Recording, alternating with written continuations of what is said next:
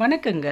இன்றைக்கி மிளகு குழம்பு வாழைத்தண்டு கூட்டம் தான் எப்படி செய்யணும்னு பார்க்க போகிறோம். வாங்க எப்படி செய்யணும்னு பார்க்கலாம். முதல்ல ஒரு பேனில் ஆயிலு, அதுக்கப்புறம் தனியா, பச்சரிசி, வெந்தயம், மிளகு இதை நல்லா வறுத்துக்கலாம். வறுத்த உடனே அதுக்கப்புறம் கொஞ்சம் கருவேப்பிலையும் போட்டு இறக்கும்போது இதை நல்லா வதக்கி இறக்கும்போது பூண்டும் காஞ்ச மிளகாவும் போட்டு நல்லா வதக்கி இறக்கிடலாம். இதை வந்து மிக்ஸி ஜாரில் நம்ம எடுத்து வச்சுக்கலாம். மிக்ஸி ஜாரில் முதல் கொஞ்சம் குறைன்னு அரைச்சிப்போம். அதுக்கப்புறம் கொஞ்சம் தண்ணி ஊற்றி நல்லா நைஸாகவே அரைச்சிக்கலாம். அப்போ தான் குழம்பு வந்து கொஞ்சம் திக்னஸாக இருக்கும்.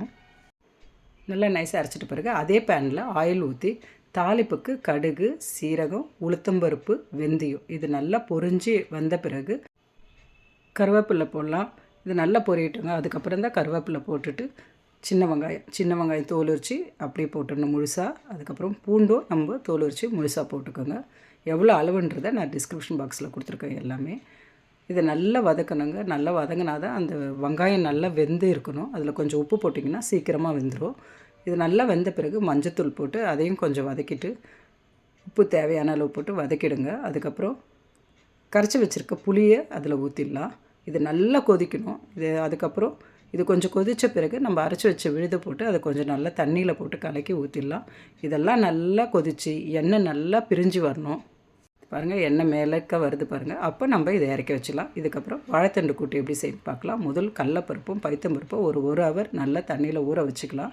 கழுவிட்டு ஊற வச்சுக்கோங்க. அதுக்கப்புறம் ஒரு குக்கரில் இந்த பருப்பையும் வாழைத்தண்டு அரிஞ்சு வச்சுருக்கோம் அதையும் போட்டு நல்லா மஞ்சத்தூள் உப்பு போட்டு நல்லா வேக வச்சுக்கலாம். இது ஒரு 4-5 விசில் வந்தால் தான் நல்லாயிருக்கும். அதுக்கப்புறம் ஒரு மிக்ஸி ஜாரில் தேங்காய், சீரகம், பச்சை மிளகாய் இதை நல்லா போட்டு நைஸாகவே அரைச்சி வச்சுக்கலாம். அதுக்கப்புறம் ஒரு பேனில் தேங்காய் எண்ணெய் தான் யூஸ் பண்ணியிருக்கேன். அதை ஊற்றிட்டு கடுகு அது பொரிஞ்ச பிறகு உளுத்தம்பருப்பும் சீரகம் இதை நல்லா போட்டு கொஞ்சம் பூண்டு இடித்து போட்டுக்கலாம். சின்ன வெங்காயம் குருவா நறுக்கி போட்டுக்கலாம். காஞ்ச மிளகா, கருவேப்பிலை இதெல்லாம் நல்லா வதக்கி எடுத்துகிட்டு தக்காளியை போட்டு அதையும் கொஞ்சம் நல்லா வதக்கி எடுத்துக்கலாம்.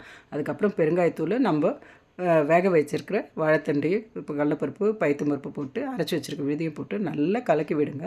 நல்லா பச்சை வாசனை போகணும். பச்சை வாசனை போன பிறகு கொத்தமல்லி கொஞ்சம் இறக்கும் போது போட்டு இறக்குங்க. கொஞ்சம் பெருங்காயத்தூளும் போட்டுக்கலாம். நல்ல அருமையான டேஸ்ட் இருக்கும். இது கொஞ்சம் அழிஞ்ச சாதமாக இல்லாமல் கொஞ்சம் நெட்டாகவும் இல்லாமல் மீடியமாக இருக்க சாதத்தில் கொஞ்சம் நெய் போட்டு சாப்பிட்டு பாருங்கள். அவ்வளோ அருமையாக இருக்கும். நீங்களும் இதே மெத்தடில் ட்ரை பண்ணி பாருங்கள்.